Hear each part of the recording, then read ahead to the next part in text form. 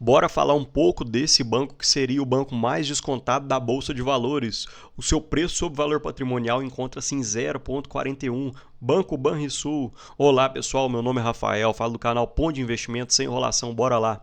Vídeo puramente educacional e informativo, não recomendação de compra. Apenas dando uma visão geral, esse é um gráfico do Banco BTG. Ele indica que os bancos encontram-se em média com um preço sobre lucro de 5,6, que seria um preço sobre lucro muito baixo. O Bovespa, em média, hoje encontra-se em 7,4, então esse seria um preço sobre lucro que teria uma boa margem de crescimento. Percebam o preço sobre o lucro projetado de 12 meses. A média do período dos últimos 10 anos foi de 8,4 e atualmente encontra-se em 5,6. Ou seja, para poder retornar à média, teríamos um desvio de 33%, que seria um acréscimo nos preços das ações em 33%. Porém, o BTG encontra justificativa nesse preço sobre o lucro justamente na previsão de crescimentos para 2025. Eles acreditam que os lucros dos bancos devam crescer em torno de 8%.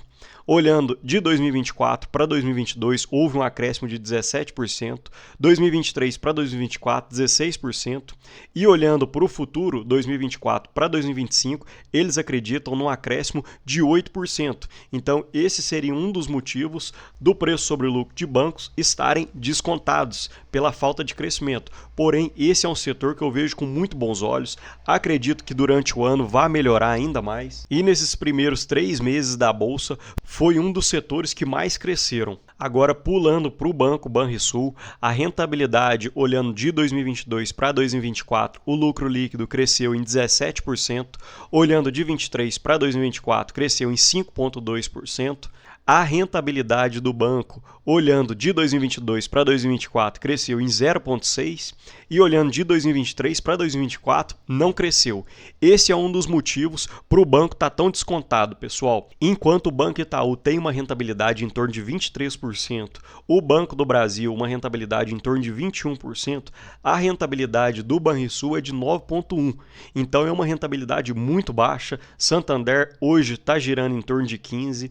Então, se você for pensar apenas na questão da rentabilidade, hoje valeria mais a pena você deixar dinheiro na renda fixa do que investido no Banrisul, olhando apenas para a rentabilidade. Esse é um dos pontos que a gente tem que ficar mais atento, que é a margem financeira NII. O negócio dos bancos é pegar emprestado de uma determinada pessoa com determinados juros e emprestar para outra pessoa com outro determinado juros. Então vamos supor, você deposita no banco, na sua poupança, R$100, o banco vai te remunerar em torno de 5% ao ano, porém ele vai pegar esses R$100 e emprestar para alguma outra pessoa, e ele vai cobrar dessa outra pessoa 10, 15, 20% de juros. Então a diferença dos juros que o banco pega emprestado e a diferença dos juros que o banco empresta seria uma margem financeira NII.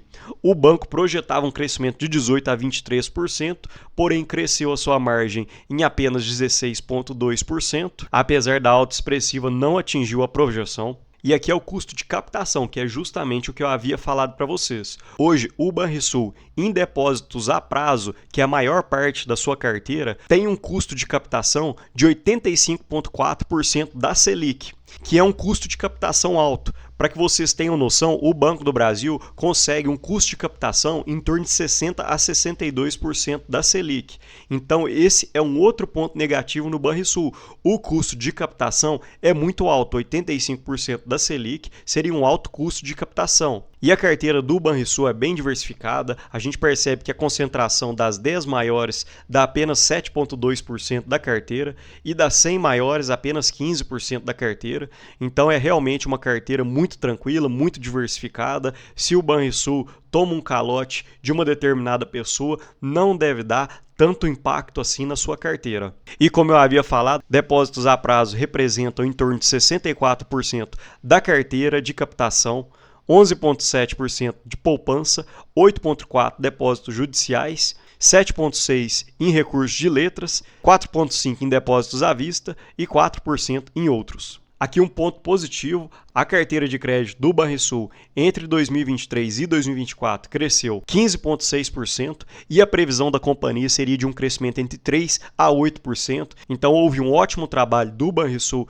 nesse período. A gente percebe um crescimento em todas as linhas, 5% em crédito consignado, 9,7% em cartão de crédito e débito, 7,2% em crédito pessoal e uma alta expressiva em cheque especial, porém não representa tanto olhando no saldo final da carteira de pessoa física. E 74,2% da carteira é uma carteira colateralizada, pessoal, que significa o empréstimo que o Banrisul fez tem bens em garantia, tem algo em garantia. Então, caso a pessoa não pague, o Banrisul pode ir tomar judicialmente o bem da pessoa. Outro ponto positivo é o índice de inadimplência do Banrisul, que atingiu uma média de 1,7, bem baixo para o setor. A gente percebe que no início do ano houve um aumento na inadimplência, muito causado pelas chuvas no Rio Grande do Sul, porém o Banrisul conseguiu controlar e de setembro para dezembro de 2024, houve um decréscimo muito alto, finalizando o ano com uma inadimplência de 2,2%. E a projeção para despesas de provisão de devedores duvidosos seria entre 2% e 3%,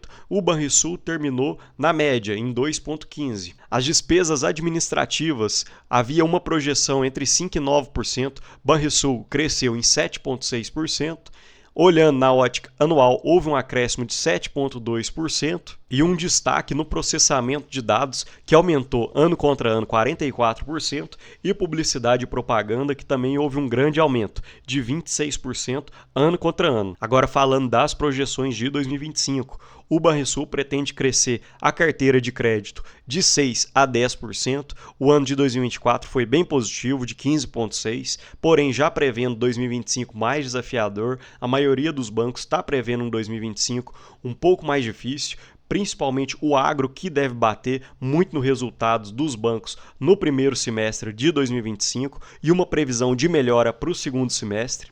A margem financeira, um acréscimo de 7% a 12%, o custo de crédito entre 1,2% a 2,2% e as despesas administrativas devem crescer na média de 7% a 11%. E esse é um indicador que muitos analistas gostam de olhar quando estão verificando o setor de bancos, que é o preço sobre valor patrimonial. Basta você pegar o valor de mercado de uma determinada empresa e dividir por todo o seu patrimônio, o valor patrimonial da empresa.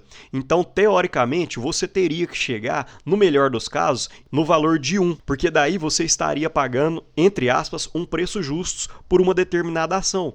Porém, não é isso que acontece no mercado financeiro. Se o mercado enxerga que o banco não está entregando resultados, não está entregando lucros, ele acaba batendo mais na cotação. E o que acontece? Se você fosse comprar um Banrisul do zero, construir todas as suas agências, pegar todo o seu patrimônio, hoje vocês teriam um desconto em torno de 60% para comprar. Então, suponhamos que o valor patrimonial do Banrisul seja de 1 bilhão. Hoje você estaria pagando em torno de 400 milhões para poder comprar o Banrisul inteiro. Mas percebam que isso é totalmente justificável.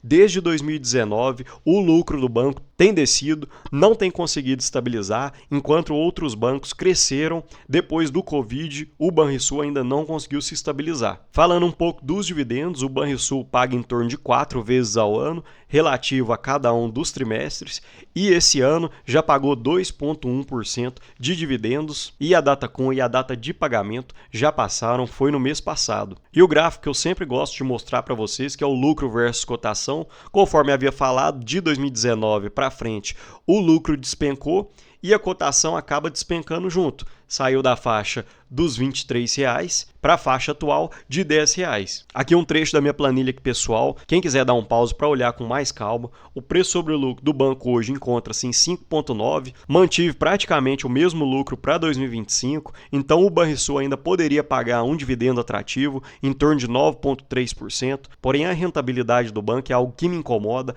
Acredito que hoje na bolsa tenham outros bancos com melhores rentabilidades e melhores perspectivas para o longo prazo e para o médio prazo. Mas me conta aqui, pessoal, vocês têm esse banco em carteira? Acreditam na recuperação para os próximos anos? No mais, deixa um ótimo dia e um abraço.